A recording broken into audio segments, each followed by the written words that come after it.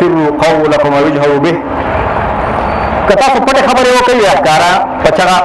انه عليم بذات الصدور هغه تاسو د سینو پر ازور باندې پوهه الا يعلم من خلق ولا هغه نه پیږي په هغه چا باندې چې څوک پیدا کړي چې څوک پیدا کړي دا هغه رګ پیدا کړي دا هغه سترګو د نری رګونه یو ځای کړی دی جوړ کړی دی هغه نه پیږي هغه نه پیږي دا هغه د زړه نه او دا هغه د رګ نه او دا هغه د ارزو نه باندې خبر الا يعلم من خلق وهو اللطيف الله بارک بین دے نری شیان اغوینی الخبیر او خبردار دے هو الذي جعل لكم الارض ذلولا دا فامغه دے چې د ازمکه درته تابع کړی دا مسخر کړی فمشوا في مناكبها د دې په ګډونو کې ورخونو کې د دې په سینه باندې ګرځي وکلوا من رزقه او دې کې چې الله سن رزق یې خیر اخري واليه النشور او بیا الله ته غونډيږي امنتم من في السماء تم پروردگار چې په اسمان کې تاسو دا غره نورې به خوشي ان يخسف بكم الارض چې د ازمکه کې بم اومندې ازمکه کې بم دننه کې فاذا هي تمور دا د ازمکه خوځيږي الله اسمان کې دی اسمان کې دی ازمکه کې دی عموما انساني فطرت دا دی چې الله برغني لا سونه دعا کې برنيسي رحمت د برنا اسمان قران ته آسماني کتاب وای مګر د انساني فطرت مطابق خبره شوی کنه الله اسمان کې بند نه دی ځکه د اسمان خو الله خپل پیدا کړی دا خو د الله مخلوق دی الله پر اسمان کې بند نه دی الله رزق کې دی الله شان اطلاقي دی امنتم من في السماء تاسو هغه ذات نه لري چې کوم اسمان کې دی ان يخسف بكم الارض فاذا هي تمور چې هغه ازمکه کې تاسو نه لباسي ازمکه به وخوځي زلزلہ باندې راولي اما منتم من في السماء ولې تاسو دا هغه چانه چې هغه بره دی دا غنه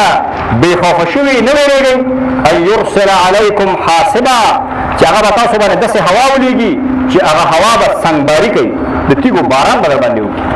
داسې هواګانې به در باندې ولېږي چې تیګې به در باندې وورئ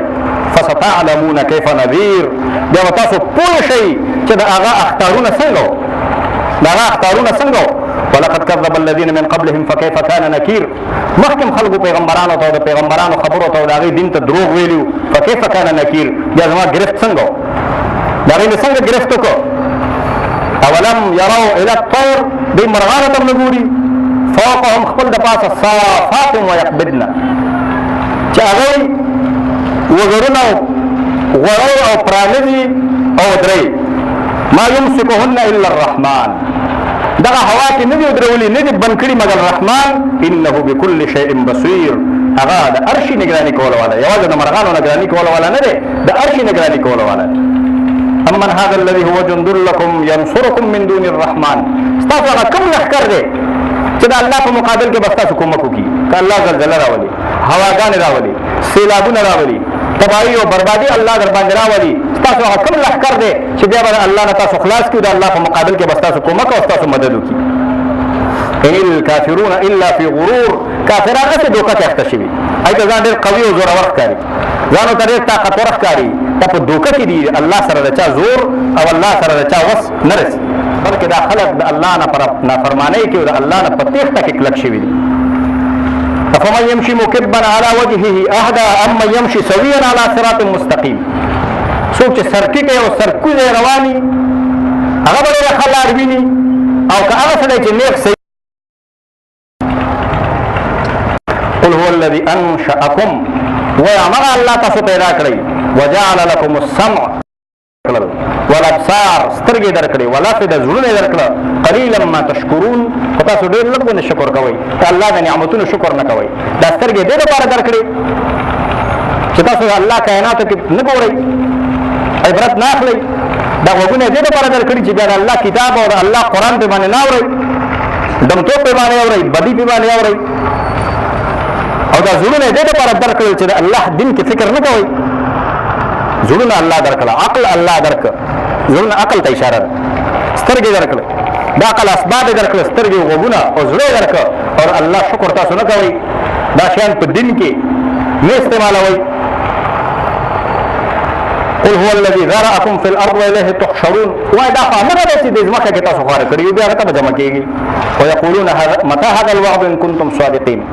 کافران وایي چې دا به کله جمع کېږي الله ته دا وعده کله ده که تاسو رښتونی چې قیامت راځي نو کله قل وایا انما العلم عند الله هغه وخت خو الله ته معلوم دی وانما انا نذير مبين زه څرګند يرونکی د قیامت نه خلک يروم وایم چې راځي به او تاریخ الله ته معلوم دی او که زه تاریخ هم خیمه نو ته به زما په هغه تاریخ باندې یقین وکړې